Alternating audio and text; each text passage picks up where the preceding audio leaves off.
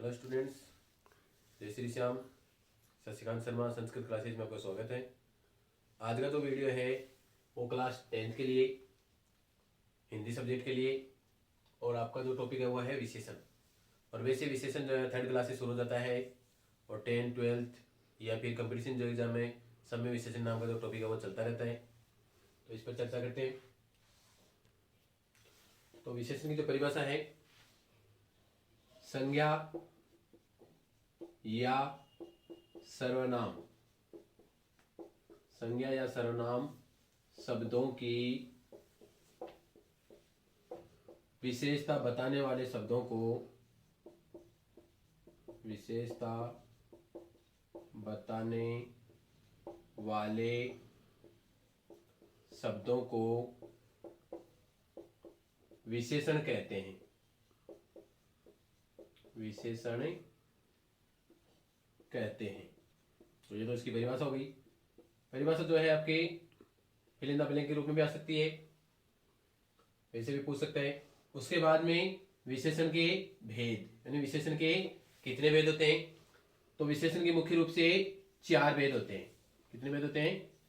4। पहला गुणवाचक विशेषण, गुणवाचक विशेषण। दूसरा संख्यावाचक, संख्यावाचक। तीसरा परिमाणवाचक, परिमाणवाचक। और चौथा है सार्वनामिक, सार्वनामिक, या फिर इसका दूसरा नाम है संकेतवाचक, संकेतवाचक। तो विशेषण के ये 4 मुख्य रूप से भेद हैं। अब इनकी चर्चा करते हैं। पहला है गुणवाचक विशेषण। परिभाषा आपको एग्जाम में पूछी जा सकती है। जो शब्द किसी वस्तु अथवा व्यक्ति के, यानी वस्तु हो सकती है या फिर व्यक्ति हो सकता है, उसके रूप, उसके रंग या गुण संबंधी विशेषता बताते हैं। यानी उसके रूप के बारे में बता सकते हैं, उसके रंग के बारे में बता सकते हैं, या उसके गुण के बारे में बता सकते हैं। उन्हें गुणवाचक विशेषण ही कहते हैं। एग्जाम्पल आपको पूछा जा सकता है, जैसे यह सुंदर गाय है। अब जो गाय है, गाय की विशेषता क्या है कि वो सुंदर है। ये उसके रूप के रंग के बारे में हो गया। यह लाल फूल है, यानी फूल जो है उसकी विशेषता हुई कि फूल कैसा है? लाल। तो ये उसका गुण हो गया या उसका रंग हो गया कि फूल का जो रंग है वो कैसा है? लाल रंग है। तो यह था आपका गुणवाचक विशेषण। दूसरा है संख्यावाचक विशेषण। परिभाषा इसकी, जो शब्द संज्ञा या सर्वनाम की संख्या का बोध कराते हैं, उनकी जो संख्या होती है, उनके जो नंबर होते हैं, उनका ज्ञान कराते हैं, बोध कराते हैं, उन्हें संख्यावाचक विशेषण ही कहते हैं।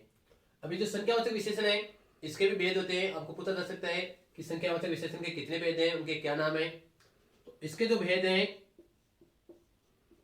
2 भेद होते हैं। पहला निश्चित संख्यावाचक, निश्चित संख्यावाचक। और दूसरा अनिश्चित संख्यावाचक, अनिश्चित संख्यावाचक।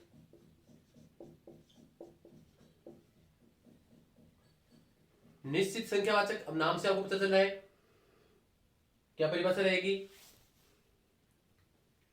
जो विशेषण निश्चित संख्या का बोध कराते हैं, यानी ऐसे विशेषण जो निश्चित जो संख्या है उसका बोध करते हैं, उसका ज्ञान करते हैं, उसको निश्चित संख्यावाचक विशेषण कहते हैं। जैसे 2, या मान लो इसे भी आप लिख सकते हैं 2, 4, 5,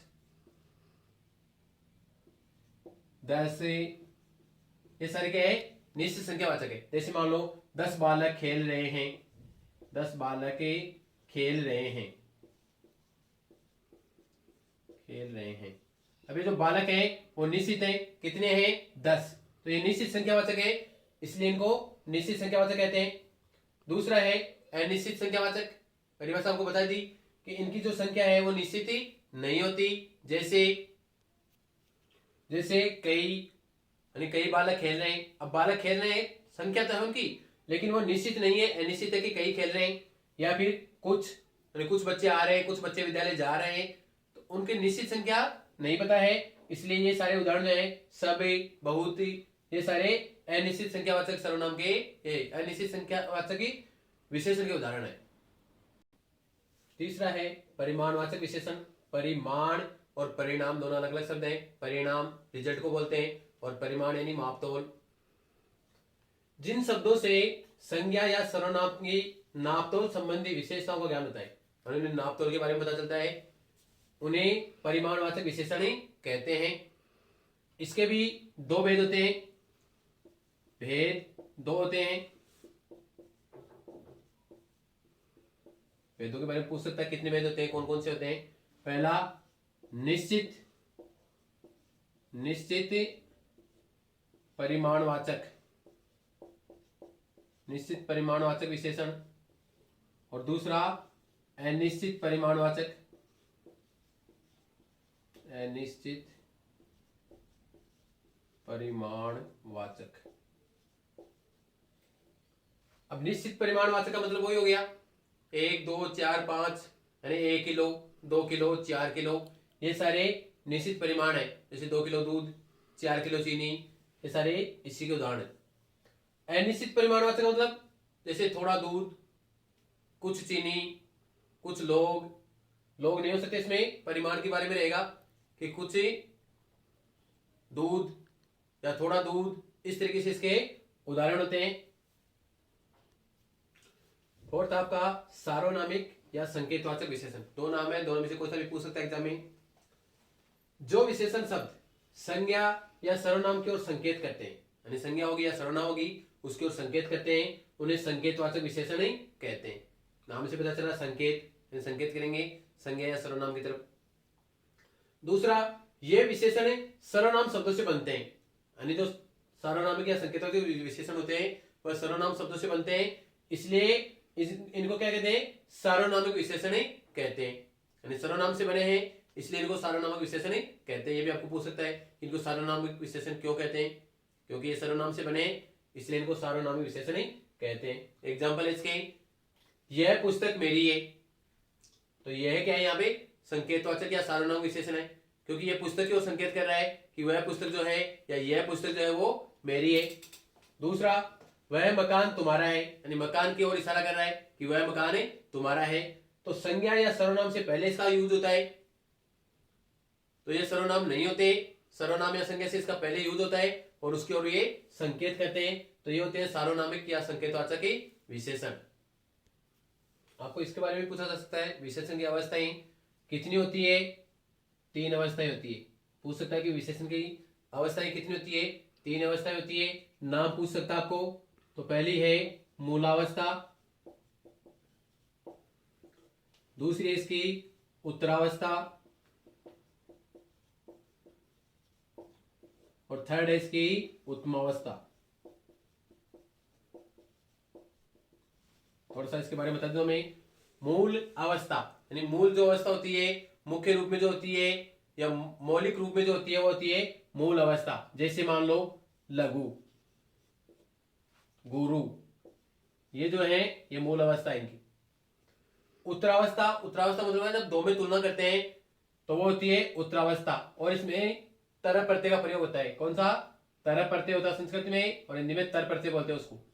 जैसे लघुतर, दो में तुलना करने में काम आता है, गुरुतर,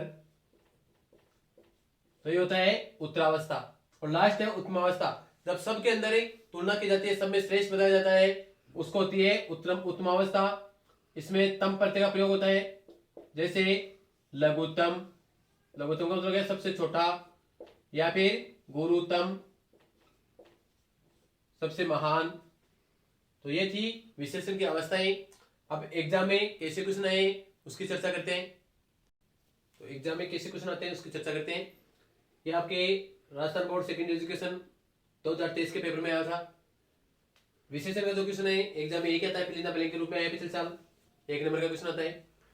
परिमाणवाचक विशेषण के ब्लैंक छोड़ दिया, उपभेद है, यानी जो परिमाणवाचक जो विशेषण है उसके कितने उपभेद हैं। तो आपको अभी मैंने थोड़ी देर पहले पढ़ाया था कि परिमाणवाचक विशेषण जो है उसके कितने भेद होते हैं, 2 भेद होते हैं। उनको चाहे उपभेद बोल दो और चाहे भेद बोल दो। नाम ही आपको पूछे तो मैंने बताया था निश्चित और दूसरा अनिश्चित।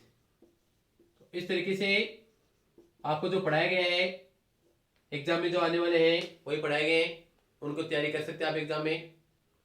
अगर आपको वो वीडियो पसंद आए तो लाइक करें, शेयर करें, और चैनल पर नए हैं तो सब्सक्राइब करें और कमेंट जरूर करते रहें और देखते रहें आपका प्रिय channel Shashikant Sharma Sanskrit classes. Thank you. जय श्री श्याम।